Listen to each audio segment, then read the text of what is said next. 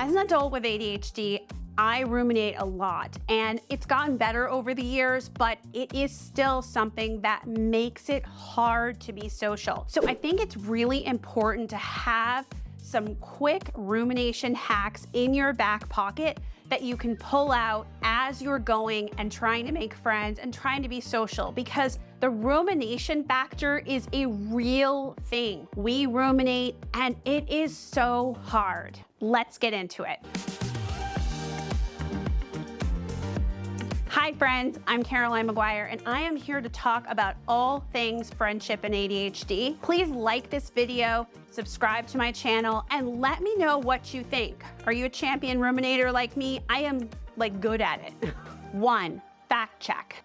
People say things to me like, I'll never get asked to go to another party because of how I behave, or I had to open my mouth too much in that meeting, I talked way too much. There's no way that this is gonna work out. I'm sure the reason they haven't asked me to hang out again is because of something that I did. Instead of just believing all your negative inner self-talk, fact check your reasoning and ask yourself powerful questions, including what is the story you're telling yourself and what evidence is there? We can come up with a whole narrative that has nothing factually based. We don't know other people's perceptions of what went on, and it can lead to us really ruminating. So before you dive into deep rumination, fact check that story. What else could it be? Because somebody not writing you back, I know that read receipt is so brutal. You see it and you're like, I'm sure that they read this. I personally today have not written back to a bunch of folks because I have been driving. Then I had to come home, I've been running around, and now I'm making videos. So if someone saw that I read something, they're assuming that I am not responding instead of I'm just busy. 2, don't ask why questions. We love why questions. Why did they do this? Why did my boss say that? Why didn't someone respond to my text? Why didn't they call me? Why didn't they change their, plans to be with me? Research shows that why questions are ineffective because you are asking why without the data from other people. Without your boss, your friends, the person who read that text, you cannot know why. You cannot parachute into their brain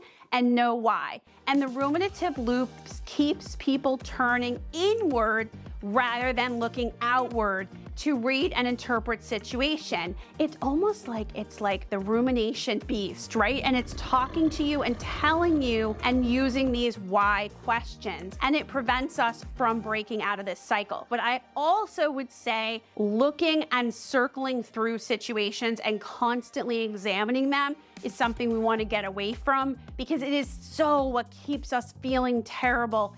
And honestly, we cannot know why. 3, do a pattern interrupt. A pattern interrupt is to alter your physical circumstances with a pattern interrupt. Modify your thoughts with a prearranged strategy intended to halt that negative rumination cycle. Remember, we as people with ADHD are more inclined in our brain to get stuck in that rumination cycle. It's something called the cingulate gyrus, which is the gear shift of the brain, which gets stuck. This pattern interrupt means changing your environment. People listen to music. Engaging in physical activity is one of the best way. Practicing mindfulness, going to a pleasurable activity that floods your brain with dopamine and positive chemicals such as oxytocin that help you to shift out of that negative thinking. There are other strategies out there, but I find that the physical activity, also being in nature, really can help and really shift you out. Change your environment. If you need to, go somewhere else.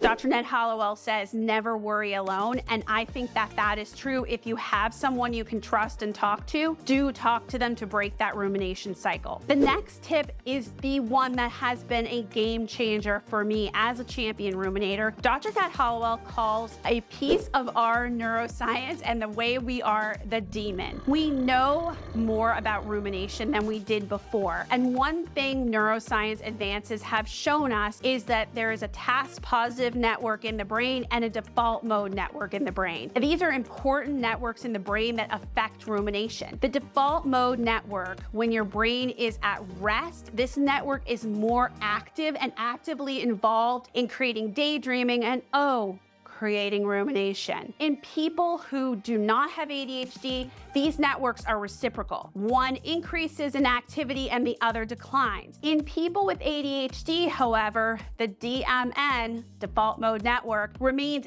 active while the TPN is active. This competition provides a neurological explanation for what those of us with ADHD feel so often: a persistent magnetic pull away from the task at hand and into distraction. And I'm quoting Dr. Hollowell: to get rid of this demon, this default mode network, and this rumination, we need to create a distraction as powerful as the rumination. The distraction has to be powerful and it has to pull us away. And it has to be magnetic and interesting to break this rumination and gripping. Dr. Hollowell told me this about a year and a half ago. And what I now do is I work on my second book, because that is as interesting as any other rumination. I don't care what it is. It has to be powerful to move you away from the demon. I know rumination is so painful, and I know that it affects us being social and affects just our daily lives so much. Please let me know in the comments what you need and what you've tried.